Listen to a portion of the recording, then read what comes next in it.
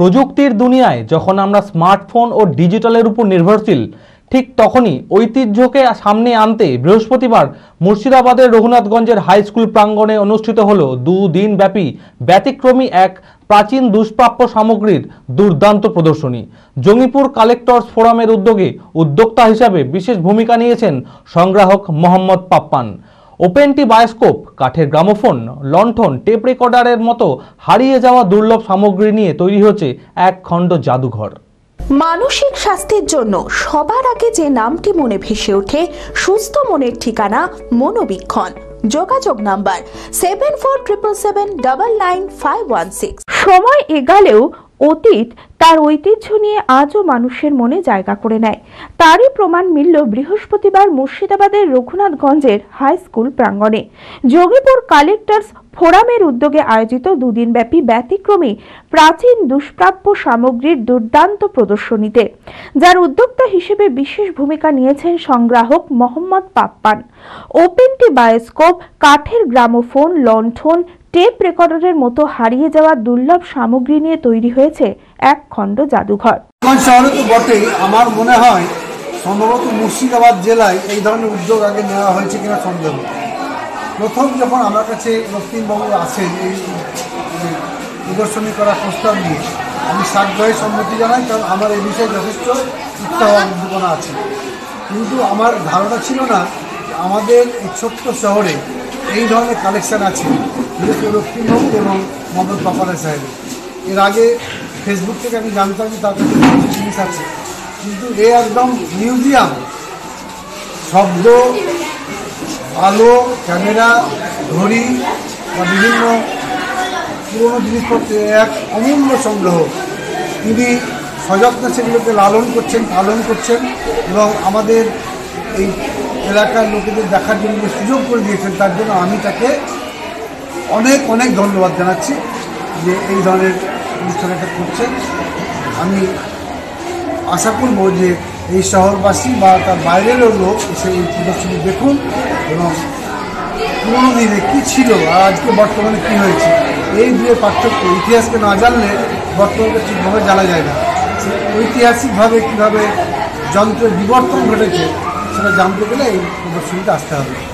Jangipur collector ফোরামের উদ্যোগে আয়োজিত দুদিনের এই প্রদর্শনীতে নতুন প্রজন্ম জানতে পারবে কেমন ছিল অতীতের প্রযুক্তি ও বিনোদনের মাধ্যম। আয়োজকদের মতে পুরনো জিনিসগুলির গুরুত্ব বোঝাতে ও সংরক্ষণে উৎসাহ দিতে এই ধরনের প্রদর্শনীর গুরুত্ব অপরিসীম। স্মৃতির আয়নায় অতীত প্রাচীন দুষ্প্রাপ্য সামগ্রীতে উঠে এলো এক খণ্ড জাদুঘর।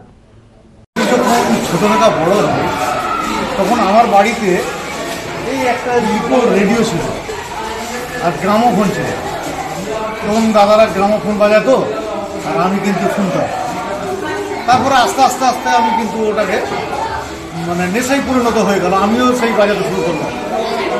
তারপর আমাদের গ্রামোফোন এটা ছিল, আরও একটা বড় আছে, ওই একটা ছিল, দুটো আমাদের ফ্যামিলি ছিল। তারপর আস্তে আস্তে আমি কিন্তু সংগ্রহ শুরু হলো। হ্যাঁ, এই ভারতবর্ষের প্রত্যেক এমন কোনো জায়গা নাই যে আমি কালেকশন করি, অনেক জায়গা থাকে। সেই ভিক্টোরিয়ান ল্যাম্প, তারপরে পোর্সেলিনের মানে উডেনের গ্রামোফোন, বায়োস্কোপ কুচবিহার থেকে আনানো। হ্যাঁ, ওপেনটি বায়োস্কোপ, সে গ্রাম বাংলার ঐতিহ্যবাহী সিনেমা বলা যায়। এটা করার উদ্দেশ্যটা হচ্ছে যে এই প্রজন্ম এই জিনিস দেখেনি, কারণ আমরা সেই দেখেছি কালার পাথরের রেকর্ড গ্রামোফোন, সেই রেকর্ড থেকে আমরা যে মানে ওর রেকর্ডের পরে আবার সেই রেকর্ড আসলো, টেপ আসলো, টেপের পর সিডি আসলো। এই প্রজন্ম কিন্তু না মানে দেখেনি। তার জন্য আমি তাদেরকে বললাম যে তারা দেখুক, বুঝুক যে আগে কী ছিল। এই যে ল্যাম্প, এই যে ল্যাম্প, এই ল্যাম্প হচ্ছে স্ট্রিট লাইটের আপনার সেই আগে পৌরসভা তাকে জ্বালিয়ে বেড়াতো। হ্যাঁ, এইসব জানে না এখনকার ছেলেমেয়ে, তার জন্য একটু দেখানোর জন্য।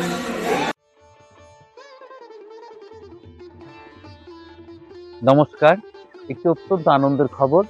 আগামী 11ই মার্চ মঙ্গলবার সন্ধ্যে 6টায় বহরমপুর রবীন্দ্র সদনে মরমিয়া নিবেদিত অনুষ্ঠান ঈশ্বর এক খোঁজ। সাক্ষাৎকার ভিত্তিক এই আলোচনার অনুষ্ঠানে অংশ নেবেন সকলের পরম শ্রদ্ধেয় জয়দীপ মহারাজ। সেই সঙ্গে সেদিন সেতারের সুরমূর্ছনা সৃষ্টি করবেন শিল্পী দেবাশিস ধর। বহরমপুর শহরে রবীন্দ্র সদনে সেদিন সন্ধ্যে 6টায়। চলুন সকলে উপস্থিত হই ঈশ্বর এক খোঁজ জয়দীপ মহারাজের অনুষ্ঠানে।